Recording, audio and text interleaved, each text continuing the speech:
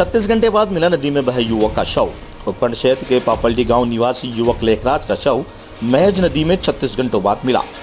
आपको बता दें कि युवक लेखराज सैनिक कोथलिया गांव से अपने गांव पापल्टी नदी पार करके जा रहा था। नदी में पानी की आवक तेज होने के कारण युवक पानी में बह गया, जिसकी सूचना मिलने पर गांव वालों ने नदी में तलाश की, लेकिन युवक का शव नहीं मिला। मंगलवार को आई रेस्क्यू टीम ने भी शाम तक सर्च अभियान जारी रखा, लेकिन सफलता नहीं मिली। इस कारण बुधवार को सुबह जल्दी ही एसडीआरएफ की टीम मौके पर पहुंची और युवक के शव की तलाश शुरू की। एसडीआरएफ की टीम ने गांव के लगभग 2-3 किलोमीटर दूरी पर टीम को शव नदी किनारे पानी में तैरता हुआ मिला। टीम ने शव को कब्जे में लिया और लाखेरी स्थित सामुदायिक स्वास्थ्य केंद्र पहुंचाया, जहां पर युवक का पोस्टमार्टम कर शव परिजनों के सुपुर्द किया। एसडीआरएफ टीम के साथ पुलिस के एसआई राघुराज सिंह, कांस्टेबल अनिल चौधरी, धर्मेंद्र महावीर गुर्जर मौके पर मौजूद थे। लाखेरी से विश्वनाथ शर्मा की रिपोर्ट।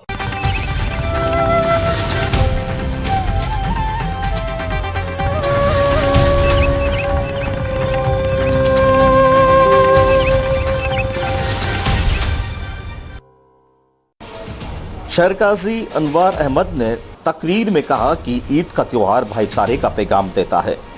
गाजी शहर कोटा की तरस परस्ती में किशोरपुरा ईदगाह में चंद लोगों के साथ ईद उल जुहा की नमाज अदा की गई। कोरोना गाइडलाइन की पालना करते हुए सिर्फ 5-7 लोगों ने नमाज अदा की। नमाज नायब काजी जुबैर अहमद साहब ने अदा कराई। खुतबा और दुआ काजी अनवार अहमद साहब ने अदा कराई। इससे पहले शहर काजी अनवार अहमद ने तकरीर में कहा कि ईद का त्योहार भाईचारों का पैगाम देता है। यह कुर्बानी का त्योहार है, इससे इंसान में कुर्बानी का जज्बा पैदा किया जाता है। उन्होंने कहा कि इंसान को जिस मकसद के लिए यह शरीर मिला है, उसे अपनी जिम्मेदारी समझते हुए पूरा करना चाहिए। उन्होंने समाज के युवाओं में फैल रही बुराइयों को दूर करने व नेकी की राह पर चलने का संदेश दिया।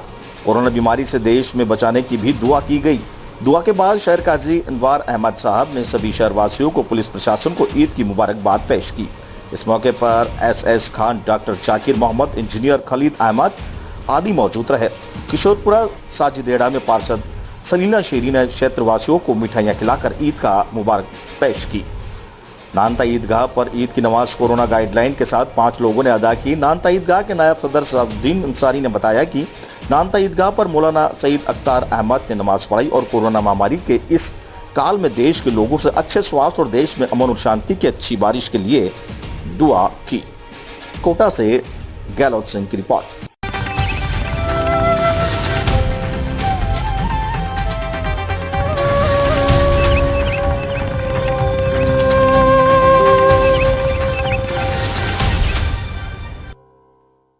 कोरोना गाइडलाइन के तहत ईदगाह पर पड़ी ईद की नमाज। कस्बे में लोगों ने की घर घर पर नमाज अदा। छिपाबड़ौद कस्बे में पंजाब कॉलोनी स्थित ईदगाह मस्जिद में ईद शहर काजी मसूर अहमद ने कोरोना गाइडलाइन के तहत अदा कराई है। शहर काजी मसूर अहमद ने बताया कि ईद की नमाज कोरोना गाइडलाइन के तहत प्रशासन की इजाजत पर ईदगाह मस्जिद में अदा की और मुल्क में अमन चैन की और कोरोना महामारी के खात्मे की दुआ की गई एवं सभी क्षेत्रवासियों ने अपने अपने घरों पर ईद की नमाज अदा की। शहर काजी ने बताया कि सभी क्षेत्रवासियों से अपील करता हूं कि कोरोना गाइडलाइन की पालना करें और घरों पर ही रहे, बेवजह कहीं नहीं जाए और मुल्क में कोरोना महामारी के खात्मे के लिए दुआ करें। इस दौरान शहर काजी मंसूर अहमद, काजी शहजाद खान, इमरान अली, नौशीन अली, काजी फैशन खान आदि ने ईदगाह पर नमाज अदा की। वहीं ईदगाह पर पुलिस बल तैनात रहा। छिपाबड़ौद से जितेंद्र कुशवाहा की रिपोर्ट।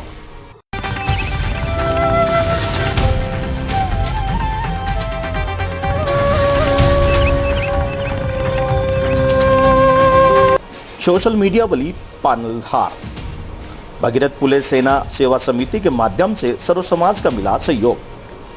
मानपुर ग्राम निकटपुरी ठाणी मानपुरिया में 1 वर्ष पहले महेश सोनी की अज्ञात बीमारी के कारण मौत हो गई थी। जब महेश सोनी अपने पिता के इकलौता पुत्र होने की वजह से परिवार पर संकट के पहाड़ टूट पड़े। उनके बीवी बच्चों को रोजी रोटी के लाले पड़ गए। महेश अपने पीछे 2 पुत्र, विधवा पत्नी और बूढ़े माँ बाप को छोड़कर दुनिया से चला गया था। बूढ़े माँ बाप की बुढ़ापे की लाठी को भगवान ने उनसे असमय छीन लिया। पीड़ित परिवार की इस गंभीर स्थिति की सूचना परिजनों के द्वारा भगीरथ फुले सेना समिति को दी गई। संस्था के द्वारा सूचना मिलते ही मामले को गंभीर लेते हुए सोशल मीडिया पर एक मिशन चलाया गया, जिसमें सर्व समाज के माध्यम से 15 दिन के भीतर 78,825 रुपये का सहयोग सर्व समाज के माध्यम से पीड़ित परिवार को मिला, जिसमें महेश सैनी के 2 पुत्रों के नाम 70,000 की एफडी व उसकी विधवा औरत और स्वरोजगार के लिए एक सिलाई मशीन व नगद की राशि सुपुर्द की गई। समिति के जिला अध्यक्ष हरकेश बिंदरवाड़ा ने बताया कि परिजनों के द्वारा मिली सूचना के आधार पर सोशल मीडिया पर एक मिशन चलाया जिसमें सर्व समाज के माध्यम से अच्छा सहयोग मिला। इसमें हर पीड़ित परिवार को जीने का सहारा मिलेगा। परिवार में महेश सैनी की मौत के बाद हालत बहुत खराब थी, ऐसे में सोशल मीडिया ने इसकी सुध ली। इस दौरान भगीरथ पुलिस सेना सेवा समिति जिला अध्यक्ष हरकेश बिंदरवाड़ा, समिति महासचिव महेश भंडारी, सह मीडिया कर्मी जगदीश सैनी, रिंकू सैनी, सिरकाय रामकेश सैनी, रिकराय भरतलाल सैनी, मानपुरा विजय लाल सैनी, मानपुर मोतीलाल सैनी और बद्री प्रसाद सैनी आदि लोग उपस्थित थे। कोटा से दुष्यंत सिंह की रिपोर्ट।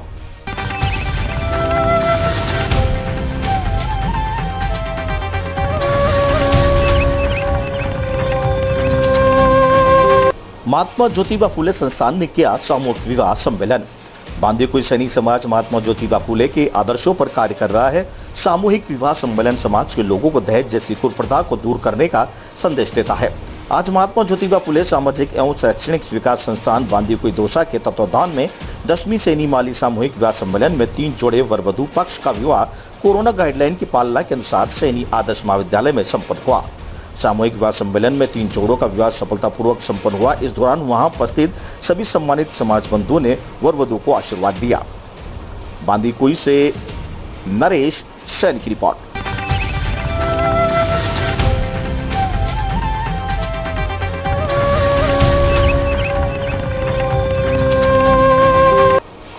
स्कूटी में नागिन घुसने से मचा हड़कंप। मंगलवार को कस्बे में एसबीआई बैंक के सामने स्कूटी में निचली नागिन स्कूटी चालक ने कूदकर अपने को सुरक्षित किया। कस्बे के बस स्टैंड पर स्थित एसबीआई बैंक में एक युवती अपने स्कूटी लेकर आते वक्त अचानक स्कूटी के हैंडल पर नागिन दिखने से स्कूटी पर सवार युवती के होश उड़ गए। प्राप्त जानकारी के अनुसार युवती बस स्टैंड पर स्थित बैंक के अपना काम करके वापस अपने गंतव्य स्थान पर जा रही थी।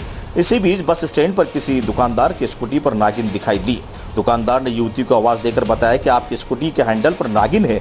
नागिन को देखते ही युवती अपने होश हवास खो बैठी और अचानक आनन फानन में स्कूटी से कूद गई। इस घटना का पता लगते ही बस स्टैंड पर लोगों की भीड़ जमा हो गई। लोगों ने स्कूटी में से नागिन को निकालने की कोशिश की, लेकिन नागिन स्कूटी के अंदर घुस जाने के कारण नहीं निकल पाई। इस पर मैकेनिकल को बुलाकर स्कूटी को खोला गया और नागिन को निकाला गया। लाखरी से विश्वनाथ शर्मा की रिपोर्ट।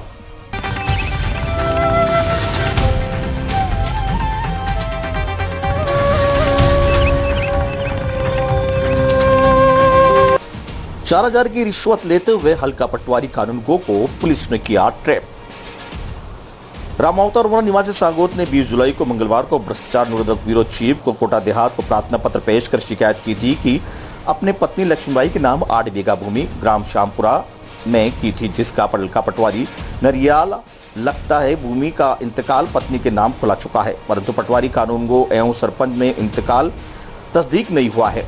इंतकाल स्थिति करने हेतु प्रार्थना पत्र में रजिस्ट्री फोटो करती हुई भेज दी थी, लेकिन कानूनगो पटवारी सुरेश सुमन इंतकाल सूचित करने की एवज में 4,000 रुपए की मांग कर रहा था, जिस पर 20 जुलाई को सत्यापन करवाया गया।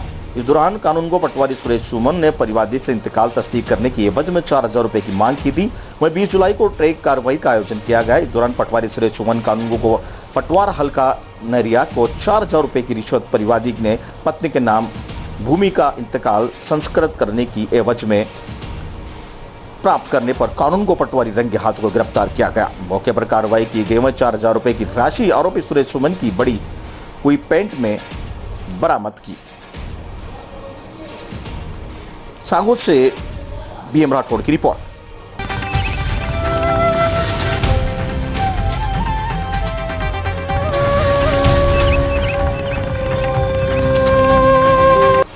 डोकुन में ग्रामीणों ने डोकुन से डोडी ग्रेवल सड़क को नष्ट कर आम रास्ते को रोकने पर अतिक्रमण हटाकर आम रास्ते की बहाली की मांग को लेकर नेनवा एसडीएम को दिया ज्ञापन। नेनवा उपखंड के डोकुन पंचायत में ग्रामीणों ने आम रास्ते पर अतिक्रमण करने वाले के खिलाफ कार्रवाई करने और आम रास्ता बहाली की मांग को लेकर उपखंड अधिकारी ओम को ज्ञापन दिया। ग्रामीणों ने ज्ञापन के माध्यम से बताया कि उक्त सड़क निर्माण कार्य सत्र 2021 में बनाया गया था। यह रास्ता नहर से सीधा डोडी आम रास्ता जा रहा था, लेकिन कुछ लोगों द्वारा ग्रेवल सड़क पर अतिक्रमण कर बीच में पत्थर की पट्टियां गाड़ दी गई और केवल सड़क को काट करके फसल की बुआई कर दी गई, जिससे आने जाने वाले व्यक्तियों को खेतों में जाने के लिए ट्रैक्टर ट्रॉली निकालनी पड़ रही है। जब अतिक्रमणकारियों को कहा कि पट्टियां खंबे गाड़ कर रास्ते को बंदित न करें, जिस पर अतिक्रमणकारियों ने लड़ाई झगड़ा करते हुए कहा कि हमारा कोई कुछ नहीं बिगाड़ सकता, हमारी शिकायत चाहे जा करो। वहीं ग्रेवल सड़क के बीच पट्टियां लगाने के मामले में पंचायत सरपंच को भी अवगत करा दिया है, लेकिन कोई भी कार्रवाई नहीं हुई, जिस पर आज नैनवा उपखंड अधिकारी को ज्ञापन देकर आम रास्ते को अतिक्रमण मुक्त करवाने की मांग की है। नैनवा उपखंड के डोकड़ू पंचायत क्षेत्र का ये मामला बताया जा रहा है। नैनवा से ब्यूरो रिपोर्ट। 2021 में जो ग्रेवल रोड या डोकड़ू रोड से सीधा जो डोडी रोड पे जाता है, उसमें अतिक्रमण इन्हें 3 वाले हैं, जो एक तो सीताराम नागर है, दूसरा दामोदर नागर है और तीसरा जो मुकेश नागर है ना, जो रोड से उसके खेत से 3 फीट अंदर मेन रोड पे दड़े गाड़ दी है।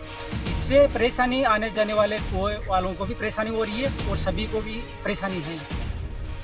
इससे गांव वाले सभी इसमें कह रहे हैं कि भाई ये बाहर चौड़ाई होनी चाहिए, तो इसमें मेरे को यही कहना है कि ये रोड की चौड़ाई होनी चाहिए।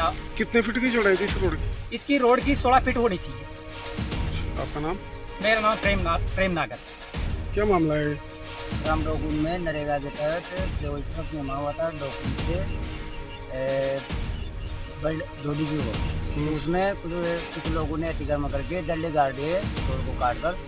तो प्रशासन से यही निवेदन है कि डंडू को अथवा से वापस सही जगह पर करवाए और रास्ते को पार करवाए।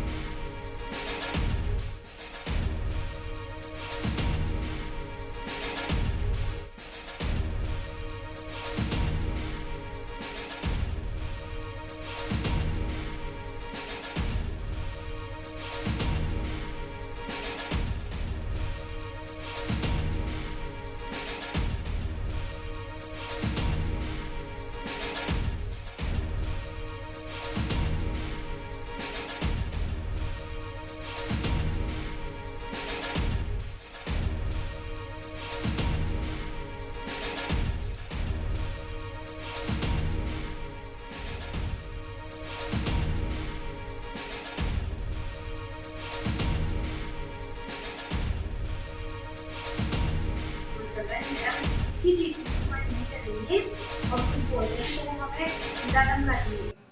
क्या मुझे कोई लेना देना नहीं, कर्मचारियों से बोलते हैं तो वो बोलते हैं कि मैडम ने मना कर दिया है, सब काम नहीं। मैडम किसी को कुछ बोल रही है, काम जहाँ पड़ा हुआ है मैडम अपनी मनमानी करती है। ठेकेदार को बोलते हैं तो ठेकेदार बोलते हैं कि मैडम से फोन करवाओ, तो मैडम बोलती है कि मुझे कोई लेना देना नहीं है और अपने स्तर पर करवाओ। आज नंबर 14 के पास मैं नगर पालिका नियम वार्ड नंबर नगर पालिका नियम मेरे शासित अधिकारी मैडम उनको हमने हमारे वार्ड की कई बार समस्याओं के लिए कुछ बोलते हैं तो हमारी सुनवाई नहीं करते हैं, अपनी मनमानी करती है।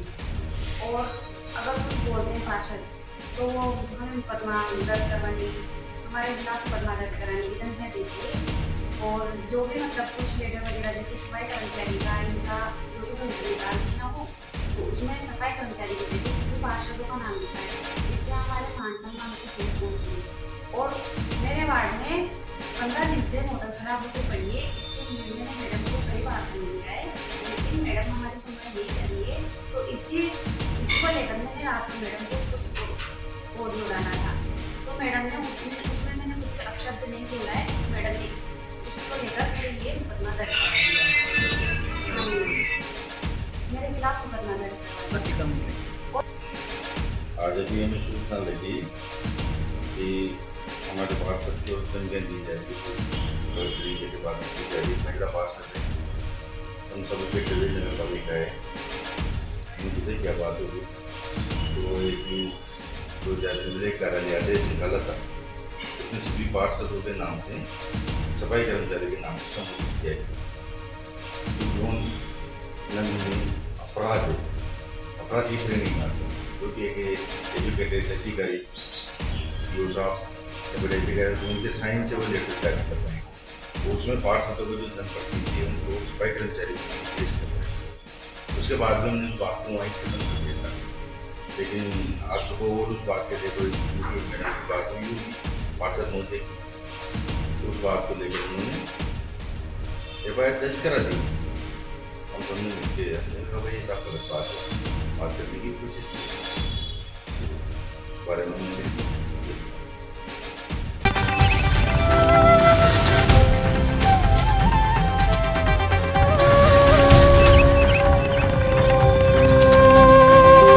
ईद उल फितर के दौरान कानून व्यवस्था एवं शांति एवं सांप्रदायिक सौहार्द बनाए रखने के लिए कोटा पुलिस द्वारा फ्लैग मार्च निकाला गया।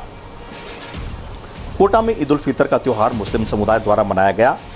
ईद उल फितर के दौरान कानून व्यवस्था एवं शांति एवं सांप्रदायिक सौहार्द बनाए रखने के लिए 5 बजे कोटा पुलिस द्वारा फ्लैग मार्च डॉल्फिन पार्क के निकाला गया, जो कि डॉल्फिन पार्क से ईदगाह किशोरपुरा होते हुए गढ़ पैलेस से पाटनपोल मथुराधीश जी के मंदिर से थाना मकबरा घंटाघर रामपुरा खाई रोड होते हुए विवेकानंद सर्किल, तत्पश्चात स्माइल चौक से रेलवे स्टेशन मुख्य मार्ग होते हुए थाना भीमगंज से संजय नगर काली सड़क घंटाघर कोटली त्याहा छावनी चौराहा होते हुए छावनी पुलिस चौकी से 80 फीट रोड होते हुए नूरी मस्जिद से चमत्कारी हनुमान मंदिर होते हुए ESI हॉस्पिटल मार्ग समाप्त हुआ, जिसमें समस्त पदाधिकारी समस्त थाने के थानाधिकारी उक्त फ्लैग मार्च में मौजूद रहे। कोटा से दुष्यंत सिंह गहलोत।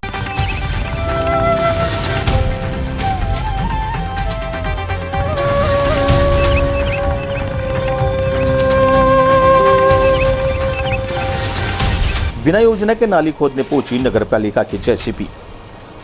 लाखरी नगर पालिका की JCB बिना योजना बनाए गणेश विस्तार योजना बस्ती में नालियां बनाने पहुंची थी, लेकिन लोगों ने विरोध कर कच्ची बस्ती नालियों को काम को रुकवा दिया। गणेश विस्तार योजना में मुख्य सड़क पर पानी भरता है। इस समस्या के समाधान के लिए नगर पालिका की टीम ने JCB की सहायता से कच्ची नालियां खोदना चाह रही थी, किंतु मोहल्ले वासियों ने विरोध करके कच्ची नालियां बनाने से रोका। प्राप्त जानकारी के अनुसार यहां पर पास में स्थित पहाड़ी का पानी आता है, उसी पानी को निकालने के लिए पक्की नालियां निर्माण होना बेहद जरूरी है, जिससे बस्ती का पानी मुख्य नाली में चला जाएगा और संपूर्ण समस्या का समाधान हो जाएगा। इस पर मोहल्ले वासियों ने वार्ड पार्षद और नगर पालिका प्रशासन को मौके पर बुलाकर और कच्ची नाली का काम बंद करवाया। आपको बता दें कि नगर पालिका प्रशासन ने किसी व्यक्ति से कहने पर जहां पर गरीब व्यक्तियों के मकान बने हुए हैं उसी स्थान पर कच्ची नाली खोदना शुरू कर दिया। नगर पालिका प्रशासन ने यह भी नहीं सोचा कि बस्ती में बने मकानों में पानी चला जाएगा, क्योंकि मकान जमीन की लेवल पर बने हुए हैं, उस जगह पर रोड निर्माण भी नहीं है।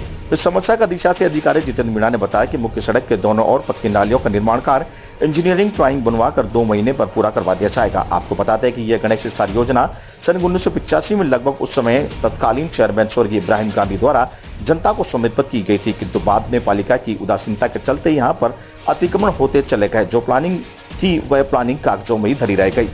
अब सवाल ये उठता है कि इस योजना के बने मकानों के पट्टे कैसे जारी करें, क्योंकि पूरी योजना अतिक्रमण की भेंट चढ़ चुकी है।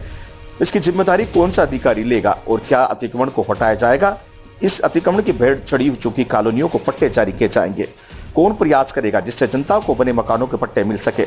सवाल तो कई बनते हैं, नगर पालिका प्रशासन ये योजना पर ध्यान क्यों नहीं दिया गया, क्योंकि यहाँ पर अतिक्रमण होने दिए गए। आज जनता परेशान हो रही है। बस्ती में कई अवैध मकान बिना प्लानिंग के बन गए हैं, जिससे नक्शे में बने चौड़े रोड, सरकारी गलियां सकड़ी हो गई है।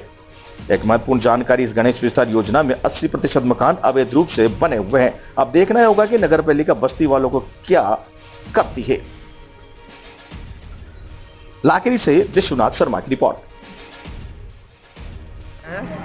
कॉलोनी में अतिक्रमण है, ये जो समस्या है इसके हिसाब से तकमीना बनाकर शीघ्र टेंडर निकलवा के पक्की नाली और पक्का रोड बना के और इसका ही समाधान किया जाएगा।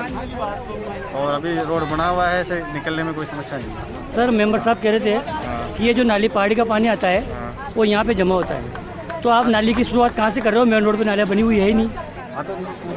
जहाँ से पानी आता है, जहाँ से नहीं, तो सर हम पहले चाहते हैं कि पहले मुख्य दोनों साइड की मुख्य रोड की नालियाँ बने लेवल के साथ, जैसे पानी आता है उसके साथ टेक्निकली रूप से जांच करवा के। तो पहले मुख्य सड़क की नालियाँ बनाई जाएगी, उसके बाद बस्तियों की नालियाँ बनाई जाएगी। मुख्य जो समस्या है इसको निपटाने की कोशिश की जाएगी, जैसे भी निपट पाएगी। तो कब तक हो जाएगा सर ये काम? अभी 2-2.5 महीने का तो समय लगता है टेंडर प्रोसेस वगैरह सारी चीज़ों में। हाँ मुखिया जी, आज ही विवाद हुआ, इसका कारण क्या है? इसका कारण ये है सर कि इधर डूंगर से पानी आता है और इधर बस्ती में बढ़ जाता है। हम चाहते हैं कि ये पक्की नालियाँ बने और उधर बूते खाड़े में पानी निकले। पक्की नालियों का विकास हो तभी काम चालू हो, नहीं तो कच्ची नालियाँ खुद आएंगे, लोग बाग भी परेशान होंगे, मोहल्ले वाले परेशान होंगे। तो आज नगर पालिका कच्ची नाली खोदने के लिए आई या पक्की नाली बनाने के लिए? आज कच्ची नाली खोदने के लिए आई है, लेकिन मोहल्ले वालों का विवाद है कि पक्की नाली बने तभी काम चालू हो, अन्यथा काम चालू नहीं होना चाहिए। तो इस रोड की दोनों ओर की जो मुख्य सड़क है उसकी नालियाँ बनी हुई नहीं है? नहीं है, दोनों सड़क दोनों नालियाँ बनी हुई नहीं है। हम चाहते हैं कि दोनों तरफ नालियाँ बनेंगी। उसके बाद बस यही चाहते हैं, इसी बात में मोहल्ले वालों का विवाद है। भाई नाली की परेशानी आ रही, सबसे ज़्यादा पानी भरा रहता है यहाँ पर।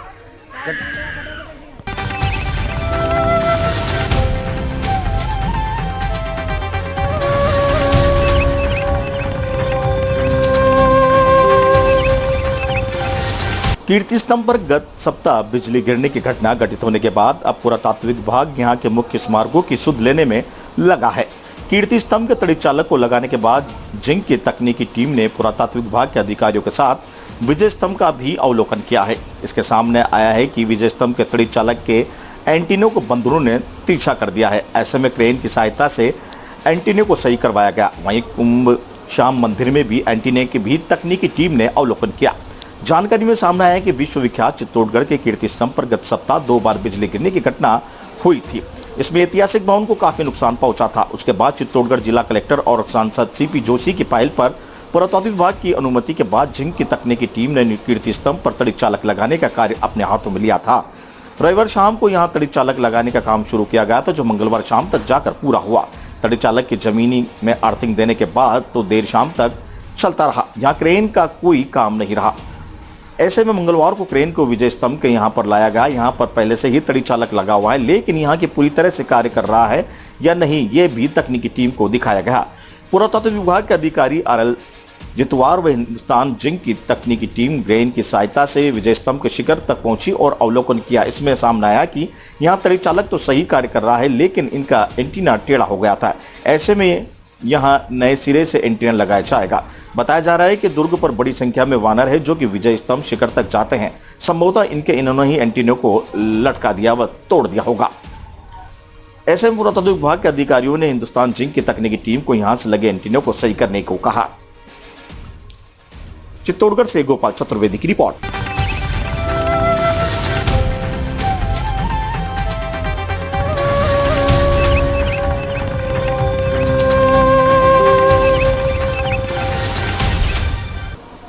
एसपी लोकायुक्त ने रतलाम आकर की भ्रष्टाचार संबंधी शिकायतों की सुनवाई। भाजपा के नेता भी आए शिकायत लेकर। जमीनों सहित प्रधानमंत्री आवास खरीदी प्रमुख रही शिकायतों के विषय। भ्रष्टाचार के खिलाफ कार्रवाई करने वाले लोकायुक्त ने जब जिला स्तर पर जाकर लोगों से 3 शिकायतें लेना शुरू किया है, तो जांच विषय पुलिस स्थापना उज्जैन लोकायुक्त अधीक्षक शैलेंद्र सिंह चौहान ने रतलाम आकर शिकायत आवेदन प्राप्त किए। एसपी लोकायुक्त ने दोपहर 1 बजे से लेकर 3 बजे तक सर्किट हाउस रतलाम के कक्ष क्रमांक 2 में कैंप लगाकर आम नागरिकों से भ्रष्टाचार संबंधी शिकायत सुनी और आवेदन लिए, जहां पर 20 शिकायतें मिली। सर्किट हाउस पर शिविर के बाद मीडिया के सवालों का जवाब देते हुए एसपी लोकायुक्त चलन सिंह चौहान ने बताया कि शिविर में उन्हें 20 शिकायतें प्राप्त हुई है। शिकायत करने वाले में बुजुर्ग, महिला, छात्र सभी शामिल है। एसपी लोकायुक्त ने बताया कि जो लोग किसी भी कारणवश संभागीय कार्यालय पर आकर भ्रष्टाचार संबंधी शिकायत नहीं कर सकते थे, उनके लिए यह शिविर लगाया गया है, जिससे कि अपनी समस्या शिकायत सुना सके। एसपी लोकायुक्त ने बताया कि आज मिले आवेदनों में कई विभागों के संबंधित शिकायतें उन्हें प्राप्त हुई है। अब लोकायुक्त ने कई कार्य क्षेत्र में आने वाली शिकायतों को लेकर उनकी जांच की जाएगी। लोकायुक्त एसपी द्वारा लगाए गए शिविर में सर्किट हाउस पर काफी हलचल देखी गई। आम जनता के साथ ही शिकायती आवेदन लेकर पहुंचने वाले लोगों में कुछ नामी चेहरे भी शामिल थे। लोकायुक्त पुलिस को की गई शिकायतों में व्यक्तिगत के साथ ही सार्वजनिक हित में जुड़ी और शासन को राजस्व हानि पहुंचाने वाले मामलों की शिकायतें भी शामिल थी। लोकायुक्त पुलिस द्वारा लगाए गए शिविर में पटवारी पार क्षेत्र के जमीन से जुड़े चर्चित मामलों की शिकायतें भी की गई। रतलाम से कीर्ति वर्रा की रिपोर्ट। 10/9/2015 में 25 लाख रुपए शासन से जारी हुए थे झील संरक्षण योजना के अंतर्गत। तो उस राशि को टुकड़ों टुकड़ों में निकाल कर फर्जी बिल लगाकर सारी राशि को हड़प लिया गया। और कुछ भी तत्कालीन सीओ और अध्यक्ष कौन रहे थे उस समय? उस टाइम पे जीवन राय माथुर जगदीश पाटीदार अध्यक्ष थे। उस टाइम पे सारा पैसा निकल गया और एक 25 लाख की किस्त आई थी, बाकी और आना थे। तो 2015 में आई थी, वो अभी तक नहीं लगाया उन्होंने और सारी राशि निकाल दी। पूरे बैंक स्टेटमेंट वगैरह मैंने सूचना का अधिकार लिया, उसमें सारी जांच पड़ताल करी तो उसमें पाया गया कि सारी राशि निकाली गई। और लगाई नहीं, इनने क्या कि 2900 3000 के फर्जी बिल लगाकर निकाली गई है। किस तरीके के बिल लगे हैं? उनने लगा दिया कि जल विभाग में खर्च करे, स्वच्छता में करी, ऐसे करके निकाले गए।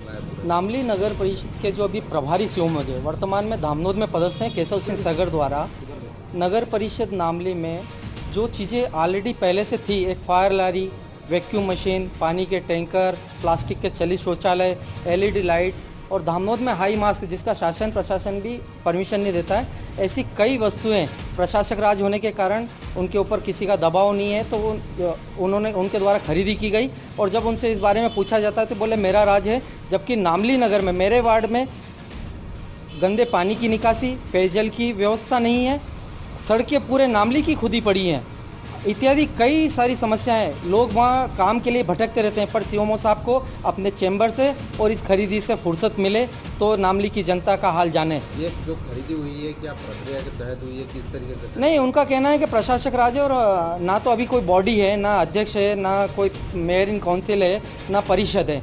वो कहते हैं हमें अधिकार है, हम खरीद सकते हैं। टेंडर जारी हुई ऐसे कोई भी प्रक्रिया से वो नहीं गुजरे। और जब उनसे इस शिकायत की उनको पता चली तो वो कह रहे कि मैंने नियम से करा और श्रीनाथ योगी तो आए दिन शिकायत करते हैं, इस बात को लेकर भी मैं उनके खिलाफ मानहानि का दावा करूंगा। कितने रुपए? लगभग मेरे हिसाब से करोड़ों रुपए की खरीदी हुई है। अभी एक फायर लारी, वैक्यूम मशीन, पानी के टैंकर, चलित शौचालय, जिनकी कीमत हजारों में होती है और काफ़ी भ्रष्टाचार नामली नगर परिषद और धामनोद दोनों नगर परिषद में उनके द्वारा किया जा रहा है।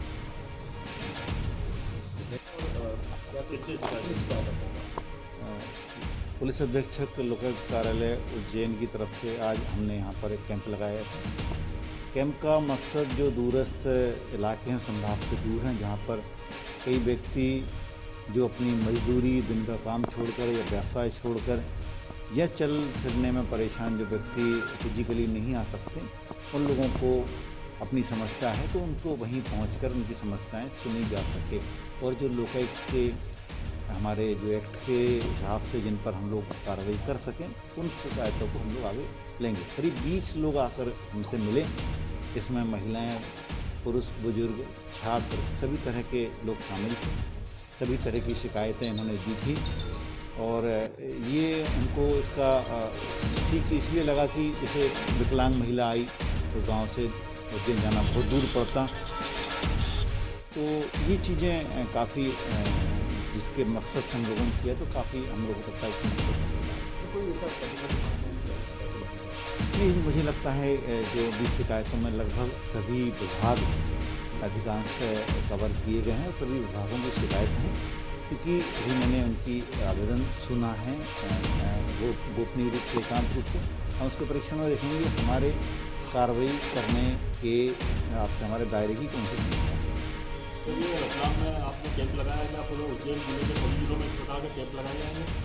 देखिए, हम लोग आगे इस पे विचार कर रहे हैं। अगर इस तरह का हमको लगता है कि फरियादियों को हम लोग ज़्यादा मदद कर पाएँ तो दूरस्थ इलाके में और ज़िले जैसे नीमच है, मंदसौर है, बड़े जो संभाग से दूर के ज़िले हैं वहाँ पे आगे हम लोग प्लान कर रहे हैं।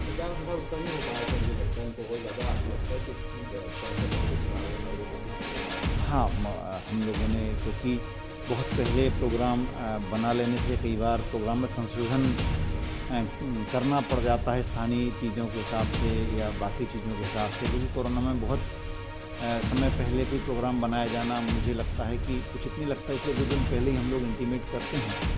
हम लोग फिर अगले महीने संभवतः कोशिश हुई कि उसी दिन को, उसी महीने का उसी दिन को दूसरा तीसरा दिन कोशिश करेंगे। आगे भी कोशिश करेंगे 2-4 दिन पहले डालने पर, ज़्यादा प्रोग्राम पहले डालने से कई बार उसमें संशोधन करने पड़ते हैं।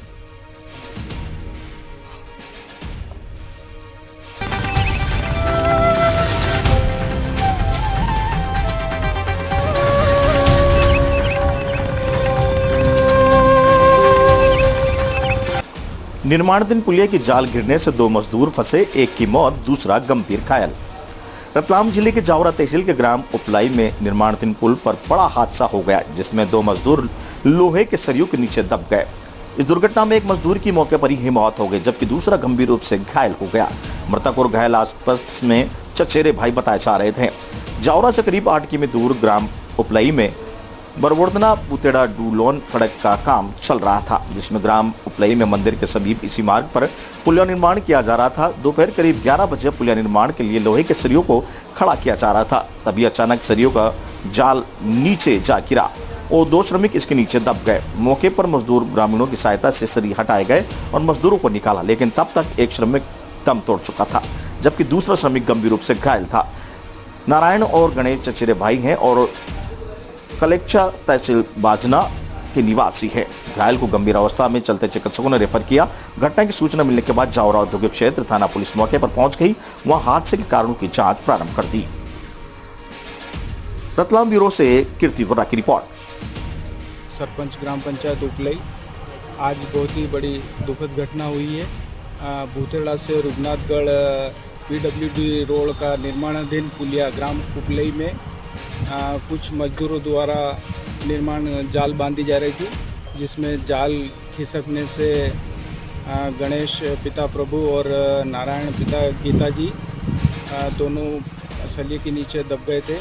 और जैसे सूचना मिली, आसपास ग्रामीण जन ने इकट्ठे होकर उन्हें तुरंत बाहर निकाला सलिए काटकर, और नारायण पिता गीता की मृत्यु हो गई हॉस्पिटल ले जाते वक्त, और एक को रतलाम रेफर किया है।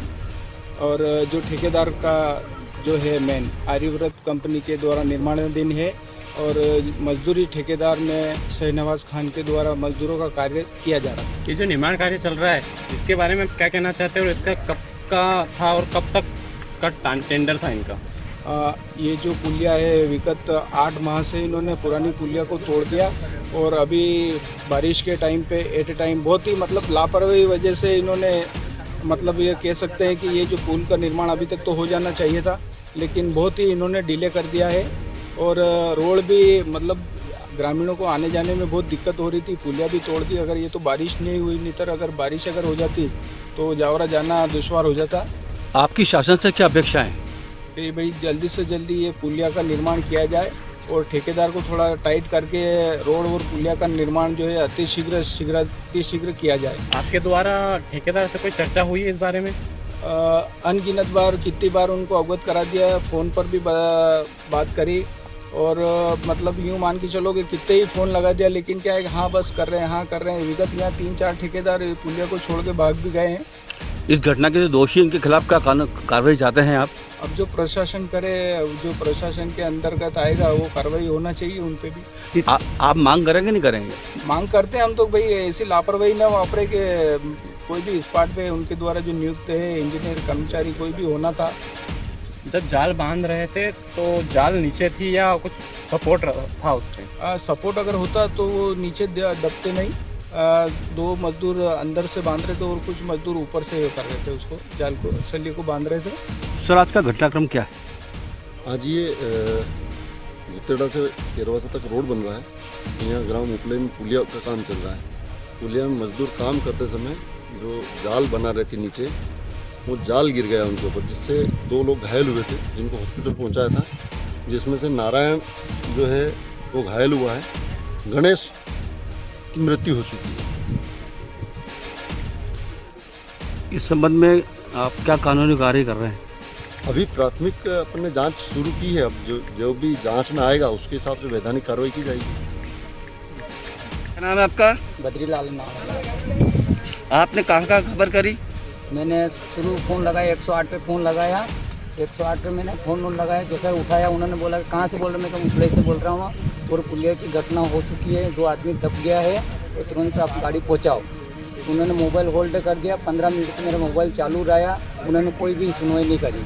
इसके बाद में फिर मोबाइल में कॉल करा उन्होंने तुरंत मेरे से कि भैया नामली से गाड़ी आएगा। मैंने जिला बता दिया कि आपका जिला कहाँ पे लगता है। मेरा जिला रतलाम है, तहसील जावरा है और गांव का उपले का गांव का नाम है और पुलिया यहाँ पे मैं दब गए 2 जने। कितनी बार फ़ोन किया आपने? 2 बार लगाया मैंने फ़ोन। जिसके बाद में दूसरे ने बोला कि आप 108 को छोड़ो और 100 नंबर डायल करो। 100 नंबर डायल किया तो वो फ़ोन बार बार काट रहे हो हमारा फ़ोन। कोई सुनवाई नहीं।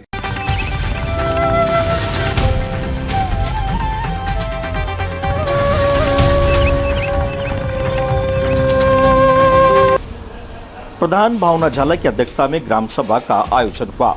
जल स्वच्छता समिति का हुआ पुनर्गठन। समिति में 50% महिलाओं की भागीदारी होगी। जल जीवन मिशन हर घर नल हर घर जल योजना के अंतर्गत झालरापाटन पंचायत समिति के ग्राम पंचायत कलमंडी कला में ग्राम सिंघानिया में झालरापाटन प्रधान भावना झाला की अध्यक्षता में ग्राम सभा का आयोजन हुआ। इस दौरान संचालन करते हुए सेल्फ डेवलपमेंट इंस्टीट्यूट में आए project manager Ravi Shringi, project coordinator Giriraj Chaudhary ने योजना के संचालन को लेकर जागरूक किया। कार्य योजना बनाते हुए जल स्वच्छता समिति का पुनर्गठन किया गया। समिति के 50% महिलाओं की भागीदारी सुनिश्चित की। प्रत्येक ग्रामवासियों को हर घर से 10% राशि की भागीदारी सुनिश्चित करने की अपील की। प्रधान भावना झाला ने सभी ग्रामवासियों की जल समस्या को देखते हुए जल जीवन मिशन के लिए इस कार्य योजना को समय पर पूर्ण कराने की बात कही। समिति से जोड़े गए सदस्यों ने कहा कि इस कार्य को हर मोहल्ले के समय पूरा करना सुनिश्चित किया। सभा में सरपंच विक्रम सिंह, ग्रामवासियों, अधिकारी दुष्यंत दावा एवं सभी ग्रामवासी मौजूद थे। लोकेशन झालावाड़ पाटन से रमेश शर्मा की रिपोर्ट।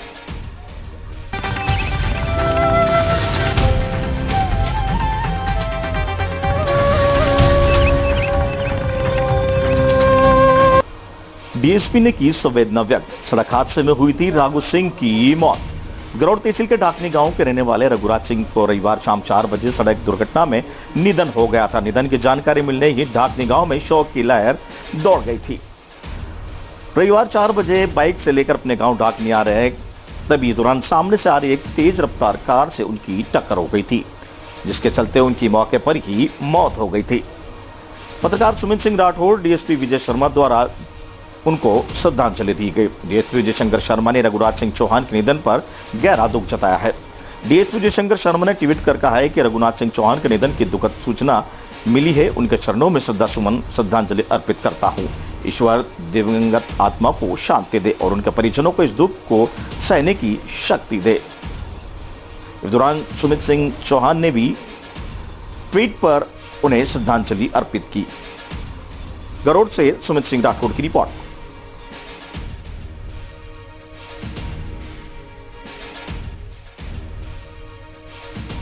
सुमित सिंह जी ने कहा है कि उनके पीआईजी साहब राधू सिंह जी चौहान डाकनी वाले हमसे दूर चले गए सड़क दुर्घटना में। दोस्तों, सड़क दुर्घटनाएं किसी भी व्यक्ति के जीवन में कभी भी कोई अच्छी बात लेके नहीं आती, हमेशा बुरी बात लेके आती है। और जैसा कि नाम ही है दुर्घटना, तो मेरा